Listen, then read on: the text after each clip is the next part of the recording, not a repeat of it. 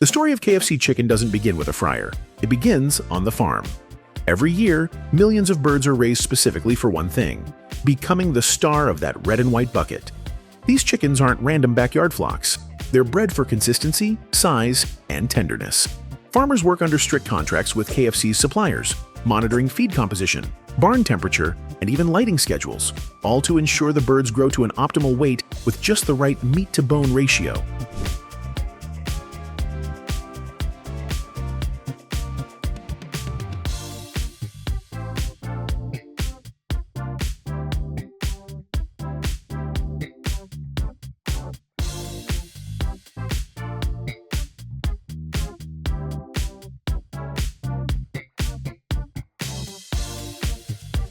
When the chickens reach market size, usually around 6 to 7 weeks old, they're transported to massive poultry processing plants.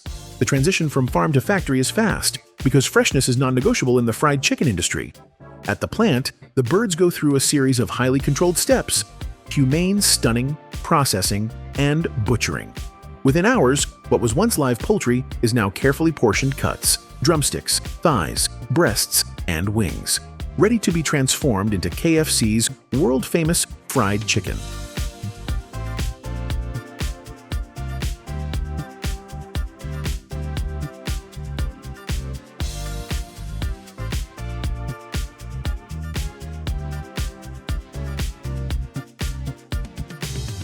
First comes inspection and grading. Every cut is scanned and checked by both trained staff and optical sorting machines. Bruises, broken bones, or any imperfections are automatically rejected. Only the cleanest, meatiest cuts pass forward. This is critical because KFC is built on a promise of uniformity. Whether you buy it in Kentucky, Singapore, or South Africa, the chicken has to look and taste the same.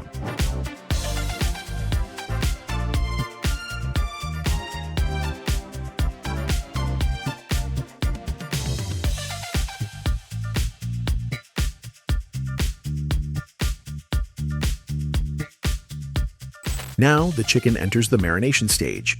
This is one of the key secrets behind KFC's juicy flavor. Large industrial tumblers. Think stainless steel barrels the size of small cars. Rotate the chicken in a bath of brine and seasoning. Vacuum pressure forces the marinade deep into the fibers of the meat, locking in moisture. Unlike simple soaking, this technology guarantees that flavor penetrates evenly, so every bite is tender and seasoned, not just the surface. But marination is just the warm-up.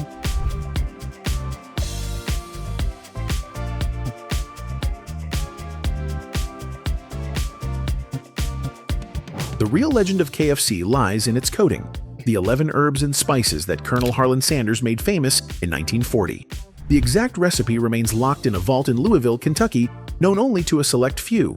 What we do know is how modern factories handle the coating process.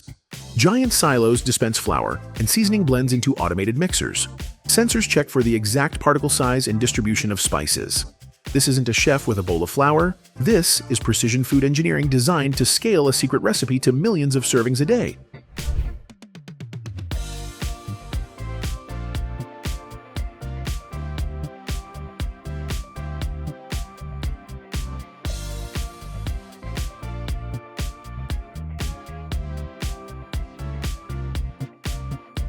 Now comes the dredging line. Chicken pieces are fed onto conveyors, dipped into seasoned flour, shaken, and re-dipped, a double breading process that gives KFC its signature crunch. Some plants use mechanical flour showers, where chicken is blasted with a curtain of flour from multiple angles, ensuring complete coverage. Others use rotating drums that mimic the hand-tossing motion of a cook in a kitchen, only at industrial speed. High-speed cameras track coverage to make sure every inch of every piece is coated.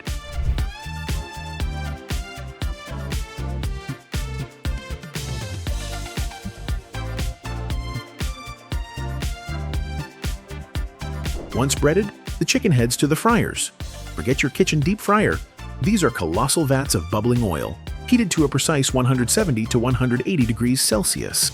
The chicken is lowered in on mesh belts, submerged completely, and cooked in just under 12 minutes.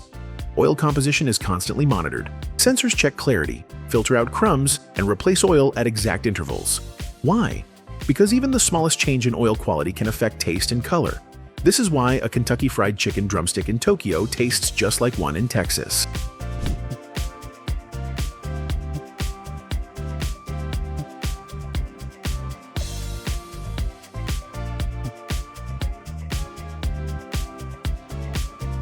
But not all chicken is fried and shipped immediately.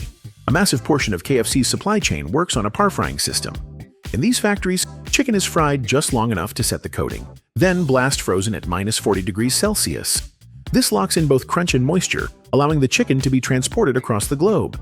At the final KFC outlet, it's fried again to finish cooking, delivering that fresh-out-of-the-fryer texture customers expect.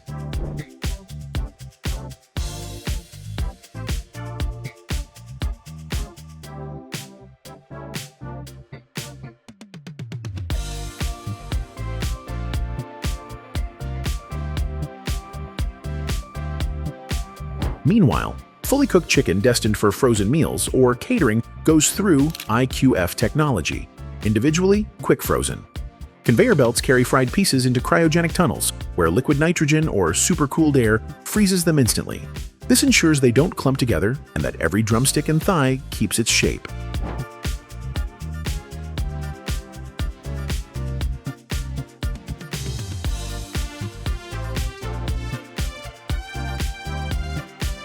The last stage inside the plant is packaging and shipping. Robotic arms lift chicken into branded boxes or plain cartons, depending on the destination. Vacuum-sealed pouches keep out air and bacteria. High-speed labeling machines stamp each package with a unique production code, traceable back to the farm, the date, and even the hour of processing. It's a level of transparency designed for global logistics. If one batch ever has an issue, the factory can trace it back within minutes. Before any shipment leaves, quality assurance teams run daily tests.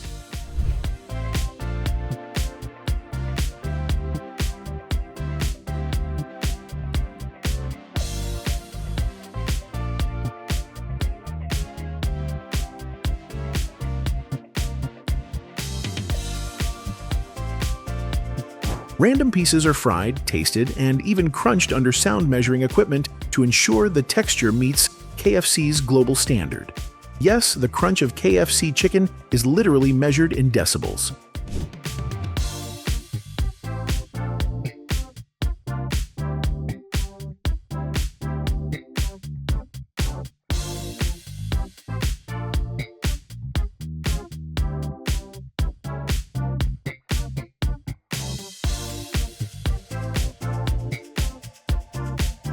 Finally, pallets of chicken, fresh, frozen, or par-fried, are loaded into refrigerated trucks and shipped worldwide. A single megaplant can supply thousands of KFC restaurants across multiple countries, ensuring that wherever you are, the bite into that crispy drumstick feels like a small piece of Southern comfort.